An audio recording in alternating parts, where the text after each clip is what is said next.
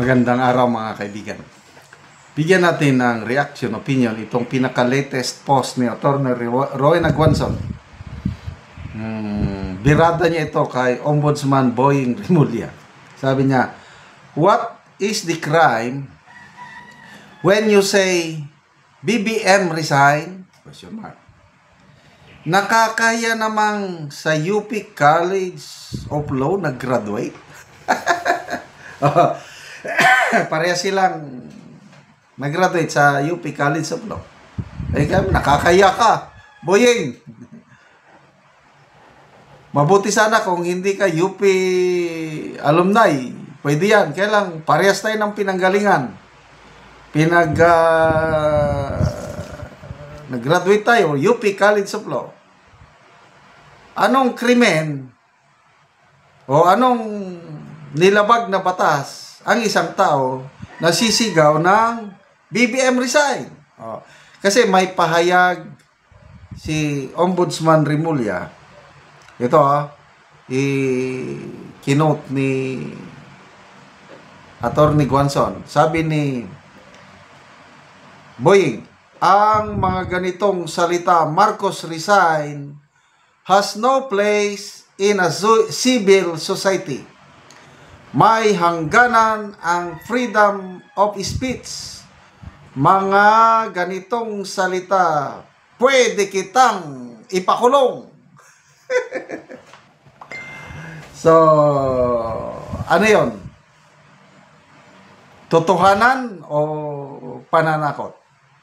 May narinig akong o nabasa kong post o kaya si Atty. Vic Rodriguez. Isang batikang abogado ito Walang krimen na malabag ng isang tao kung sisigaw lang siya ng Marcos resign. Kay Atty. Vic ko yan na narinig. Ito naman si Atty. Topacio. Sa kanyang programa, narinig ko. Sabi niya, ito, ginagaya ko lang si Atty. Topacio. BBM resign! BBM resign! BBM resign! 3 beses. Tapos sabi niya, John Vic Rimulya, kasuhan mo na ako. Kasi meron ding warning si Secretary John Vic Rimulya sa mga tao na nananawagan ng BBM resign. Pwede daw silang imbestigahan, huliin at kasuhan.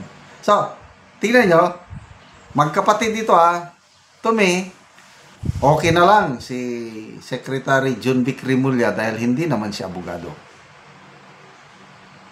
Pwede pa yun. Maybe he's just doing his job. He's just protecting the president. Kaya lang, sa isang abogado, sa isang ombudsman Boying Rimulya, na magsasabi na, sabi niya, ang mga ganitong salita, Marcos resign, has no place in a civil society. May hangganan ang freedom of expression. Mga ganitong salita, pwede kitang ipakulong. Ano ito? Martial law na ba? 66 years old na ako. Yung matandaanan ko, mga presidente na dumaan. Naipanganak ako 1959, so makapagal ang presidente. Kaya lang wala pa akong masyadong naintindihan. Nung umupo na si Marcos Sr., yan, nakakaintindi na ako. So, Marcos Sr., naririnig ko na, rally ba, or nababasa ko sa newspaper, mga aktivista, Marcos resign. Kaya lang, yung Marcos Sr., wala akong matandaan na kinasuhan niya or pinakulong niya yung mga aktivista na sumisigaw ng Marcos resign. Okay. Then Cory, ganon. Meron pa rin. Cory resign. FBR, meron. Ramos resign after FBR. Sino? Erap, meron. Gloria, meron. Lahat. After Gloria, sino? Pinoy, meron. Duterte, meron.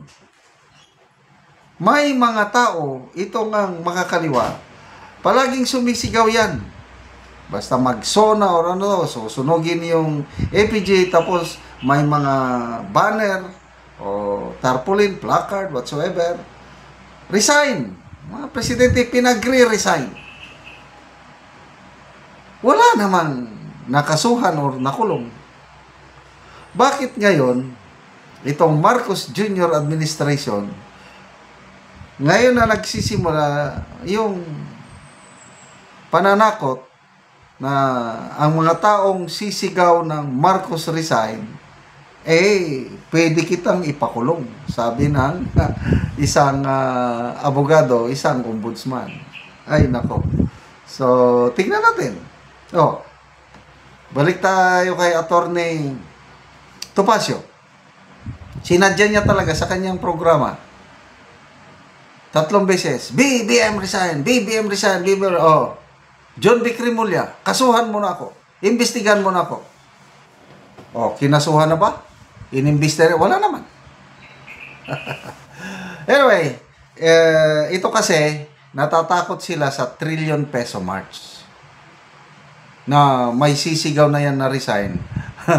Nakakatawa kasi ang statement ng mga organizers sa trillion peso march sa November 30, sure na sila ang isisigaw. Sara Duterte resign! Sara Duterte resign! Sure na sila niyan. Kaya lang sabi nila, yung Marcos resign, pag-iisipan daw muna nila.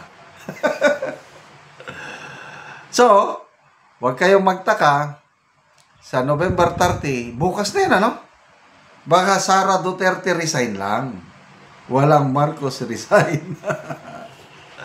Ay, nako. Only in the Philippines. Anong kinalaman? Trillion peso march. Tama naman. Marcha o rally, protesta laban sa korupsyon dahil sa 3 taon na pamamahala ng gobyerno ito, lumalabas na abot na ng trillion pesos ang nalulustay. Kaya trillion peso march. Anong kinalaman? Di BP Sara sa trillion peso na nalustay. O bakit siya ang tawaging mag-resign? Sino bang Pangulo? Sinong pumirma sa sa GA? Di bang Pangulo? So, di ba nakakatawa itong trillion peso march organizer? Kaya salamat mga kaibigan sa inyong pagsubaybay sa ating channel. Nakakatulong kayo ng malaki sa tribong Talandig ng Bukidnon dahil ang income natin sa channel na ito pantulong po sa tribo. Namibigay tayo ng mga libreng yero at pako para makapagpatayo sila ng mas maayos na tirahan. Panoorin nyo ang video na ito. Muna niyang natagaan na mo gyero. So mag-atop na ni karon. Salamat yo, maka-atop na gyud mi karon.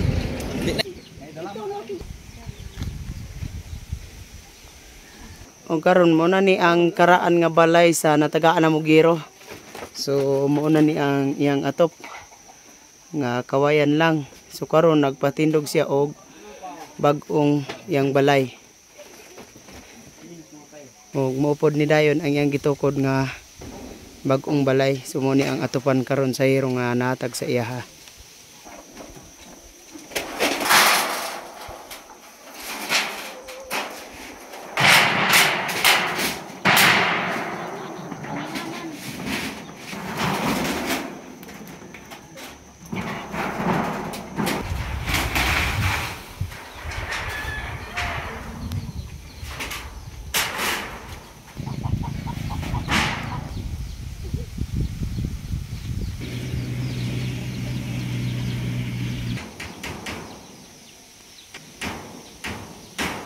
Karon naman ni gid ni kuya sa pag-atop. So maayo na gid nga tan-aw nang iyang balay.